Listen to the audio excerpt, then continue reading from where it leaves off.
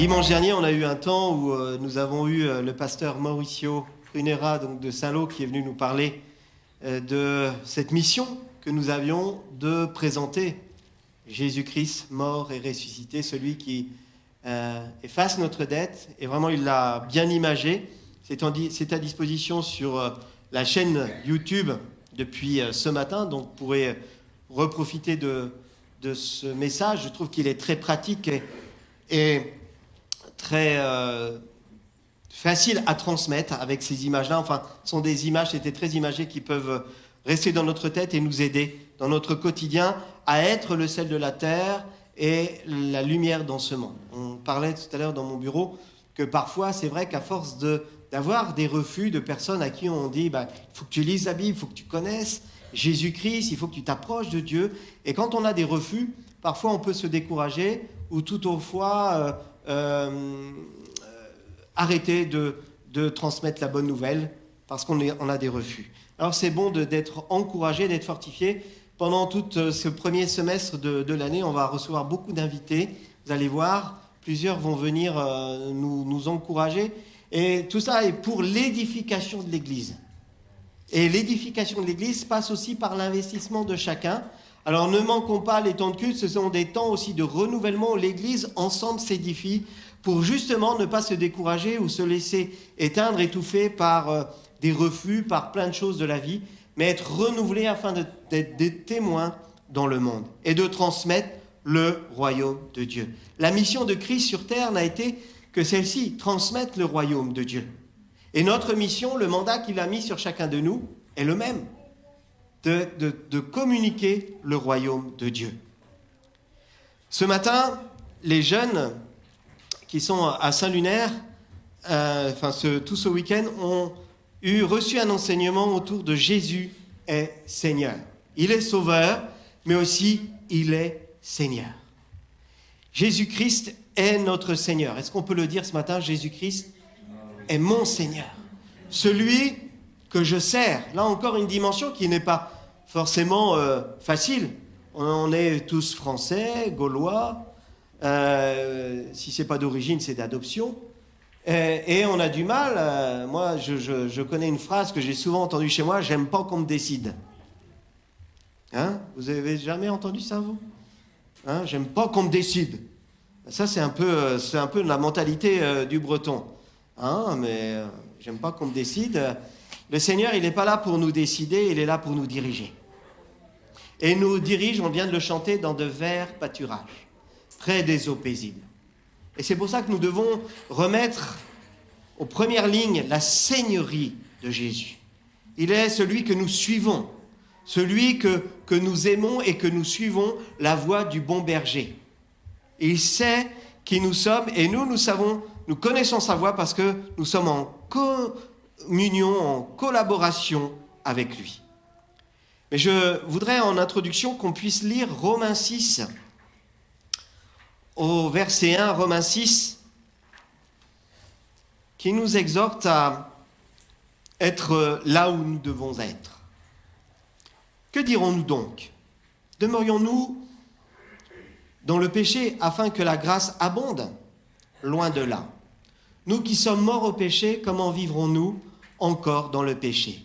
Ignorez-vous que nous tous qui avons été baptisés en Jésus-Christ, c'est en sa mort que nous avons été baptisés? Nous avons donc été ensevelis avec lui par le baptême en sa mort, afin que comme Christ est ressuscité des morts par la gloire du Père, de même nous aussi nous marchions en nouveauté de vie. En effet, si nous sommes devenus une même plante avec lui par la conformité en sa mort, nous le serons aussi par la conformité à sa résurrection, sachant que notre vieil homme a été crucifié avec lui, afin que le corps du péché fût détruit, pour que nous ne soyons plus esclaves du péché, car celui qui est mort est libre du péché. Et on fait un grand bond, on va au verset 23, qui nous dit « Car le salaire du péché, c'est la mort, mais le don gratuit de Dieu, c'est la vie éternelle en Jésus-Christ, notre Seigneur. » Notre Seigneur. Vous voyez, il y a une cohérence. Il n'est pas juste Seigneur comme ça Non, c'est un cheminement. Il m'a tiré du péché, il a effacé ma dette et j'ai la vie éternelle en Jésus-Christ, notre Seigneur. Je voudrais faire une introduction peut-être qui...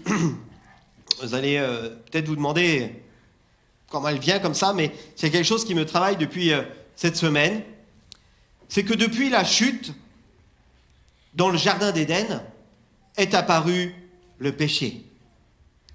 La désobéissance a ouvert des droits au péché, à la souffrance, la maladie, mais aussi à la mort. Sur ta vie, sur nos vies, il y a une DLV. Qui connaît la DLV? Date limite de vie. Bien, merci. Qui est arrivée au moment de la chute. Mais heureusement, Dieu, dans son amour, face au péché, a permis que le sang du Christ coule à la croix afin que je sois pardonné. Amen. Sinon, on serait dans la fatalité. Nous sommes dans la joie et l'expérience de la vie nouvelle avec le Seigneur. Et il nous pardonne nos péchés en Jésus-Christ. La souffrance, la maladie, on déclare que par les meurtrissures de Jésus, nous sommes guéris. Mais si nous sommes guéris, c'est parce que nous avons aussi la maladie. C'est pas automatique. Vous connaissez la suite. La mort, la joie que nous avons, l'expectative, je cherchais le mot, l'expectative, la joie que nous avons, c'est de savoir que Jésus me prépare une place et que la mort n'est qu'un instant, un passage, où nous sommes accueillis ensuite dans la gloire de Dieu.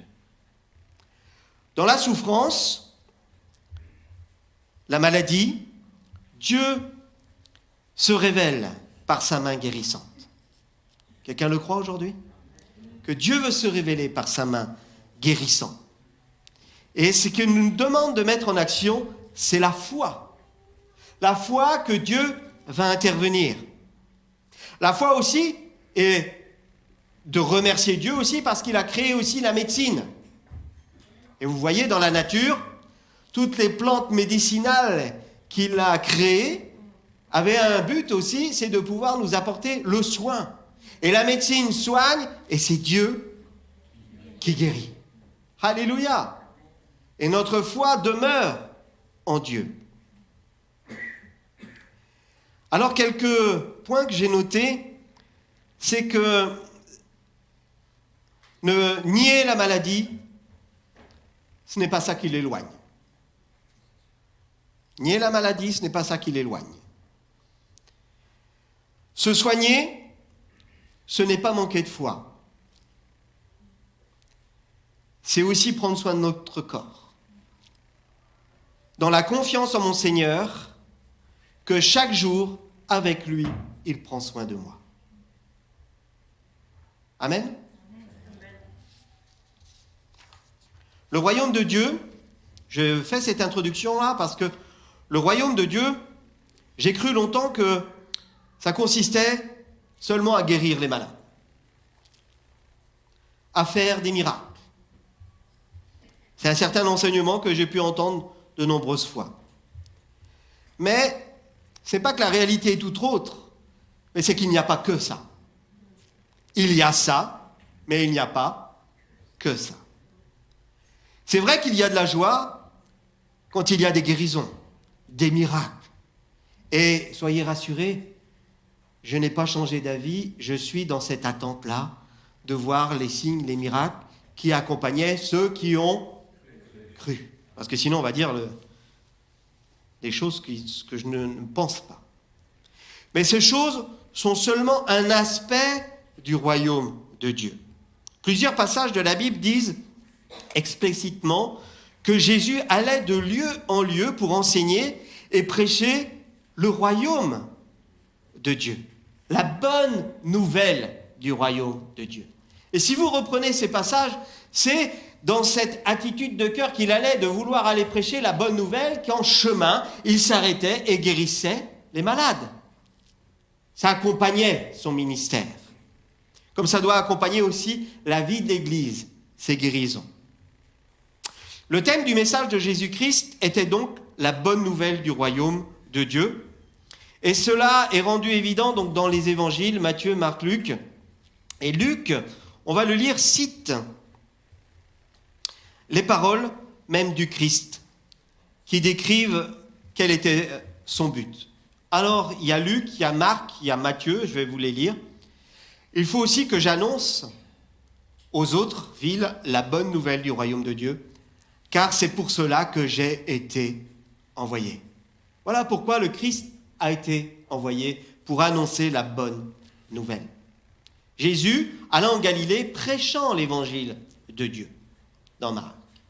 Dans Matthieu, Jésus commença à prêcher et à dire « Repentez-vous, car le royaume des cieux est proche ». Jésus parcourait toute la Galilée, enseignant dans les synagogues, prêchant la bonne nouvelle du royaume. Enfin, dans Luc 8, au verset 1, confirme que Jésus-Christ fit exactement ce qu'il avait prévu de faire. Ensuite, Jésus alla de ville en ville et de village en village, prêchant et annonçant la bonne nouvelle du royaume de Dieu. Je reviens à Luc 4, 43, mais il leur dit, il faut, quand les disciples sont autour de lui, il leur dit, « Hé, les amis, il faut !» Alors qu'il le pressait, il l'appelait peut-être, on va manger, on va guérir, il faut, Jésus répond, il faut que j'annonce la bonne nouvelle de l'évangile. C'est pour cela que j'ai été envoyé. La bonne nouvelle du royaume de Dieu.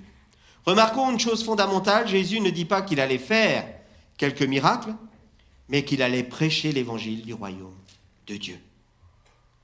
Bien-aimés, si Jésus était physiquement là aujourd'hui, il prêcherait encore le royaume de Dieu.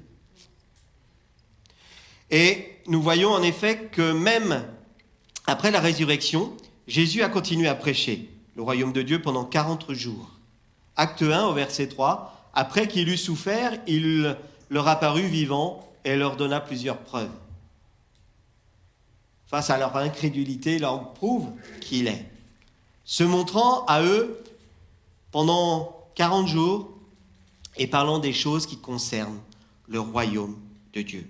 Premièrement, c'est un appel aussi qui est encore sur l'Église, sur chacun de nous. Prêchons le royaume de Dieu.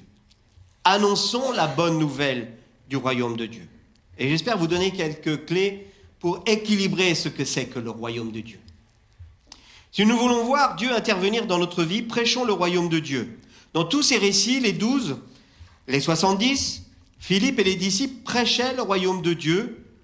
Et dans le livre des Actes des Apôtres, on apprend que Paul a passé 3 ans à Éphèse et il y a prêché l'évangile, de même à Rome et on peut dire jusqu'aux extrémités de la terre. Il a enseigné l'Église, il a enseigné les frères et sœurs à prêcher l'évangile de Christ. Le seul évangile qui est la bonne nouvelle, c'est l'évangile de Christ.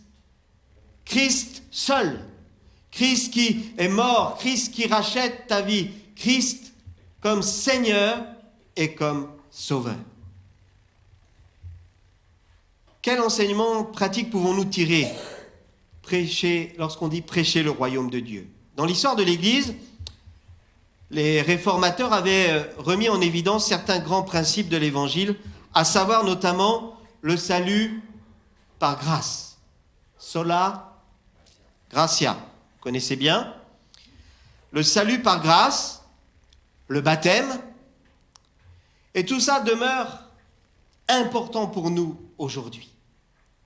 Le baptême ne sauve pas, on l'a entendu dimanche dernier, mais c'est un acte fondateur dans notre vie, puisque tu déclares publiquement, et c'est pour ça qu'on ne peut pas le faire en cachette, on doit le faire publiquement, que devant les hommes et les autorités spirituelles, les autorités terrestres et célestes, nous prenons un engagement, nous scellons une alliance avec le Seigneur. C'est le principe aussi de la bonne nouvelle. Malheureusement, aujourd'hui, nous faisons face à une nouvelle mentalité qui tente de s'installer, malheureusement, au milieu de l'Église, L'église doit être sympa. L'église doit avoir une bonne ambiance. Est-ce bien ça que Jésus est venu installer? Non. Même si nous devons avoir une bonne communion fraternelle, une bonne unité, on n'est pas là pour ressentir une bonne ambiance. Sinon, on va bientôt voir de la fumée arriver sur l'estrade et les stroboscopes.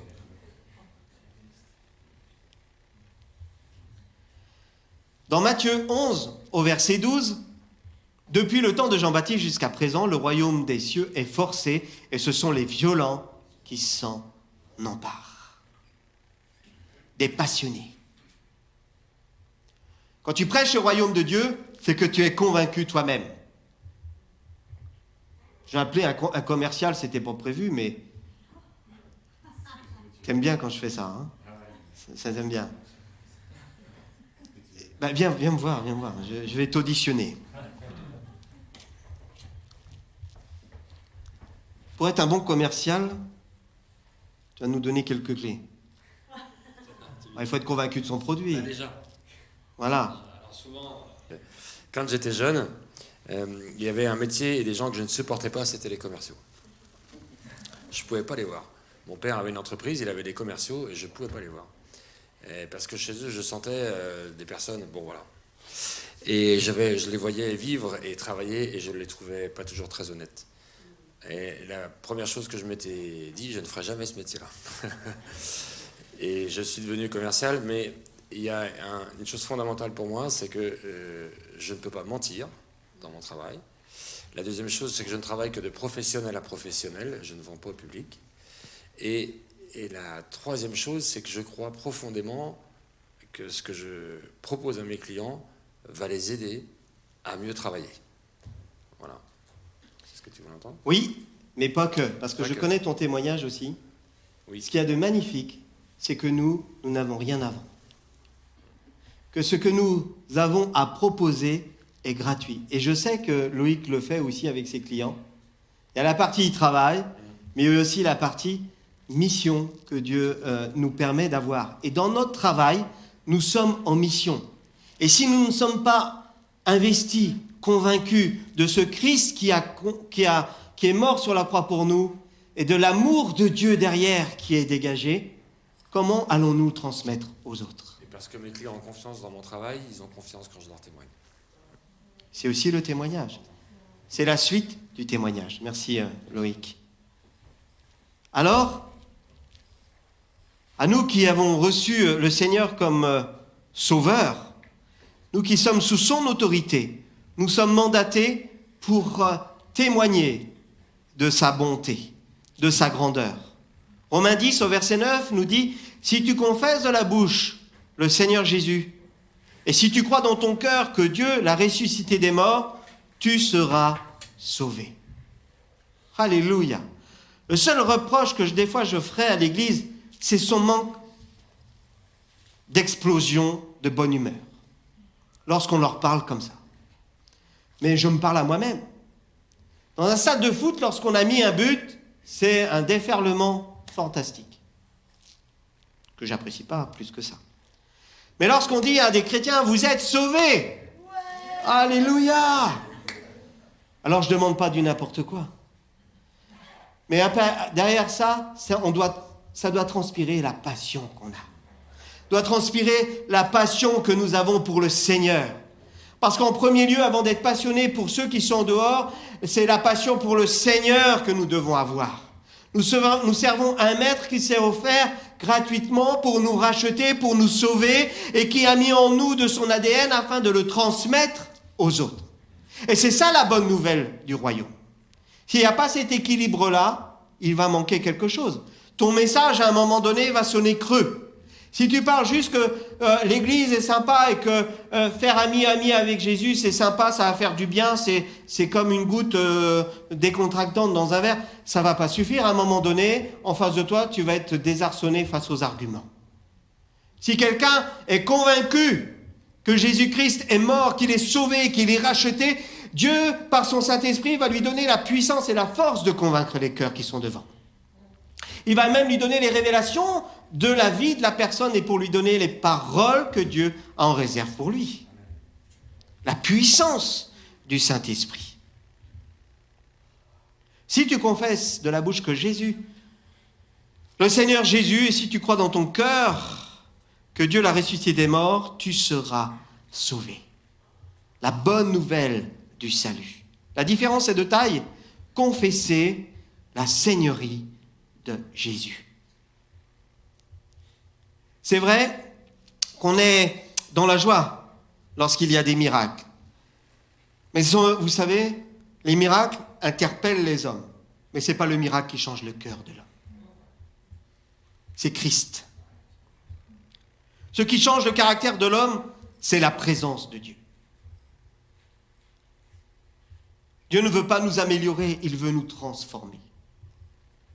Il ne veut pas améliorer l'ordinaire des gens du dehors, il veut transformer l'ordinaire des gens du dehors. Ne cherchons pas l'onction de Dieu en priorité. Dans tout mon ministère, bientôt 20 ans l'année prochaine, j'ai vu des chercheurs d'onction. Sur la plage du Sillon, on a des chercheurs d'or, dans l'église, on a des chercheurs d'onction. Dieu veut que nous le cherchions lui. Cherche Dieu lui-même. Cherchons d'abord Dieu lui-même. Aime Dieu de tout ton cœur, premièrement. La racine du péché, c'est la rébellion de l'homme. Et l'homme ne peut revenir à Dieu qu'en cessant la rébellion.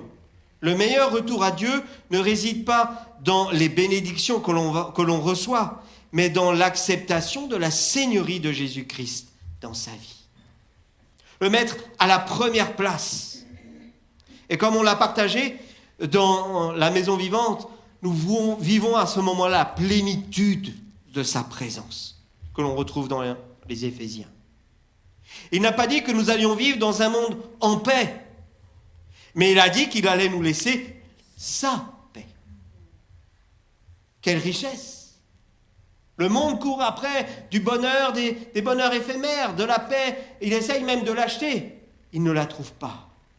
Elle se trouve que dans la seigneurie de Jésus, que tu acceptes dans ta vie. C'est ça, prêcher la bonne nouvelle du royaume de Dieu. Alors, un avertisseur, fuir l'incrédulité. Au milieu de cela, nous devons croire. C'est par la foi que nous croyons. Hébreux 10, 35, n'abandonnez pas votre assurance avec laquelle à laquelle est attachée une grande rémunération. N'abandonnons pas notre assurance. Amen. Ça, c'est le moteur aussi pour notre vie. J'ai l'assurance que Jésus-Christ m'a sauvé, que je suis une nouvelle créature, qu'il m'a installé à sa droite. Non ? Que je suis prédestiné à régner avec lui dans les lieux célestes. Quel honneur! Quelle stature! Moi, je ne comprends pas tout ça. Et puis des fois, je me sens vraiment si petit, si insignifiant. Lui me voit autrement. Merci Seigneur. Des fois, je me dis, mais pourquoi y a-t-il de faiblesses ou de problèmes, des fois, dans nos églises? Bien parce qu'il manque la puissance de la seigneurie du Seigneur. L'amour de Dieu, le pardon, les bénédictions qui sont les bénéfices. Accepter le royaume de Dieu, l'autorité de Dieu, la seigneurie de Dieu, voici les conditions pour être dans la plénitude du royaume de Dieu. Matthieu 11, 28, il dit « Venez à moi, vous tous qui êtes fatigués et chargés, et je vous donnerai du repos. Prenez mon joug sur vous et recevez mes instructions, car je suis doux et humble de cœur, et vous trouverez du repos pour vos âmes. » Le Seigneur connaît nos conditions, il connaît nos limites, il sait dans quel monde nous vivons. Et heureusement, il ouvre la porte pour le repos. Venez à moi. Venez à moi, je vous donnerai du repos. Mon joug est doux. N'ayez pas peur de vous engager à ma suite. Mon joug est doux. Je marcherai à côté de vous. Car je suis doux et humble de cœur, et vous trouverez le repos pour vos âmes. Le sang de Jésus nous lave de tout péché. Il ôte le poids, la condamnation, la malédiction, comme on l'a vu dimanche dernier. Et c'est le bénéfice de la communion avec le Seigneur Jésus. Venir dans la lumière du Christ est la condition pour obtenir le bénéfice, ce bénéfice. Et la Bible nous dit que si nous confessons nos péchés, Dieu est juste et fidèle pour nous pardonner et nous laver de toutes nos iniquités. Remarquons bien la condition exprimée, si nous confessons nos péchés. Il y a un petit si. Si, et ça c'est ta démarche à toi, à moi, si tu confesses tes péchés. Et c'est pour ça que c'est important lorsque nous nous approchons de la table de confesser à Dieu nos péchés. Parce qu'il dit aussi dans un autre passage que si nous ne nous examinons pas nous-mêmes, nous risquons de prendre un jugement, une condamnation contre nous-mêmes. Et lors du grand jugement, le Seigneur te dira non confessé.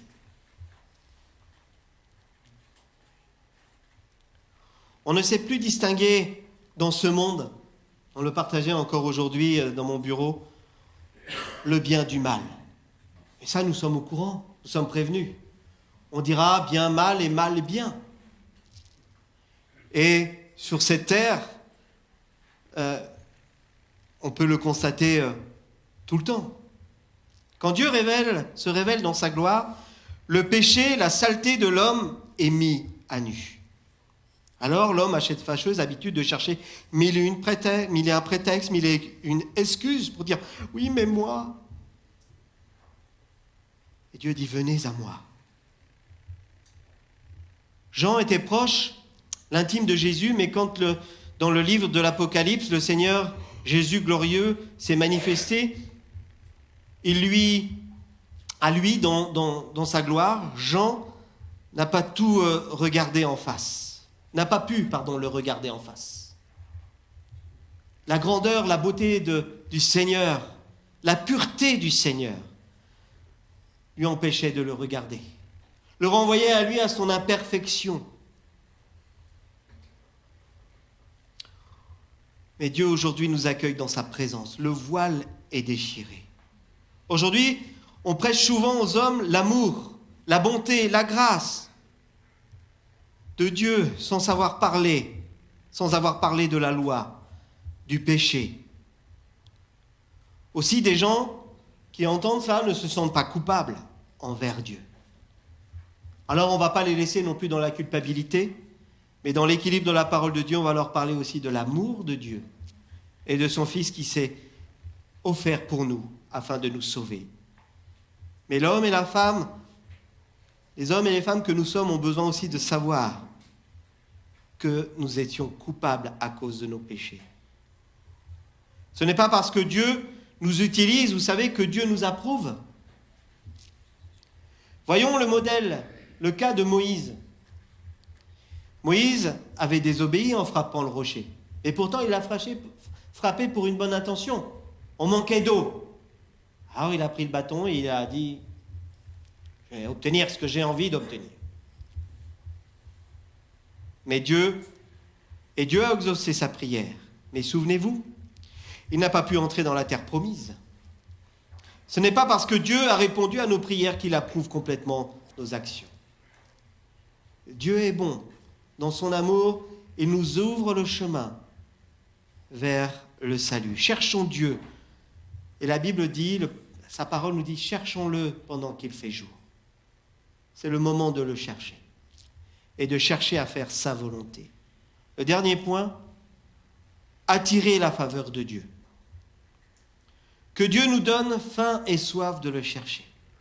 Que pendant toute cette année, nous ayons faim et soif de le chercher. Il se laisse trouver. Amen, c'est la bonne nouvelle du jour.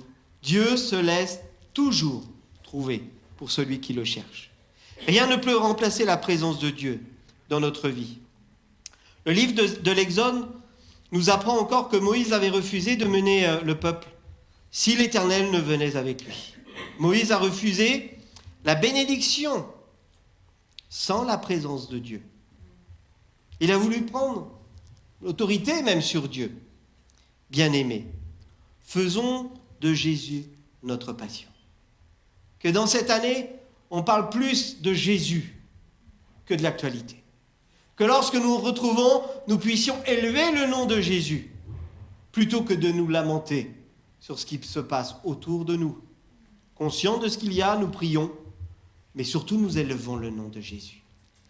Que dans nos temps de rassemblement, nos temps de louange, nous soyons des hommes et des femmes passionnés pour être de ceux qui déclarent qui est le Seigneur et le Sauveur. Et lui va se manifester dans sa présence. Et afin que nous puissions rayonner dans le monde entier en son nom, il va se manifester. Bien-aimés, faisons de notre Seigneur notre passion, qu'il nous bénisse ou non. Amen. Ah, c'est plus difficile. Qu'il nous bénisse ou non. Mais ça, parfois, j'ai l'impression que c'est plus une illusion d'optique. C'est quoi la vraie bénédiction de Dieu? C'est d'obtenir le yacht ou de savoir que ton nom est inscrit dans le livre de vie? C'est quoi être béni? On l'a vu dans la maison vivante, et vous allez le voir pour ceux qui vont dans les maisons vivantes. Je vous encourage. On a cherché c'est quoi la plénitude de Christ, la plénitude de Dieu dans ta vie? C'est quoi aujourd'hui? Est-ce que c'est accumuler des biens? Ou est-ce que c'est engranger des trésors dans le royaume de Dieu? Dieu va nous remplir de ses dons, de ses bienfaits. Il communique à son Église au temps marqué, au temps choisi, au temps voulu. Soyons attentifs. Et puis, je vous invite encore, bien-aimés, revenons à Dieu, cherchons premièrement à le découvrir lui et non les bénédictions. Tout péché est un obstacle qui sera présenté au tribunal de Christ. Revenons à la crainte de Dieu et prêchons le royaume de Dieu. La crainte de Dieu, c'est pas la peur de Dieu, c'est le respect de Dieu, puisque lui a tout accompli pour nous et qu'il m'appelle son enfant. Je ne peux pas jouer à cache-cache avec lui. La crainte de Dieu est le commencement de la sagesse. La vie doit être vécue en conformité avec sa vocation. Nous avons une vocation élevée d'ambassadeur. Amen. Je voudrais terminer avec ce dernier passage dans Éphésiens 4 au verset 20. Mais vous, on peut dire, mais nous, ce n'est pas ainsi que vous avez appris Christ, si du moins vous l'avez entendu. Et si conformément à la vérité qui est en Jésus, c'est en lui que vous avez été instruits, à vous dépouiller, eu égard à votre vie passée du vieil homme qui se corrompt par les convoitises trompeuses, à être renouvelé dans l'esprit de votre intelligence et à revêtir l'homme nouveau créé selon Dieu dans une justice et une sainteté qui produit la vérité. Que ces paroles demeurent dans nos vies. Lui, en nous, l'espérance de la gloire. Amen.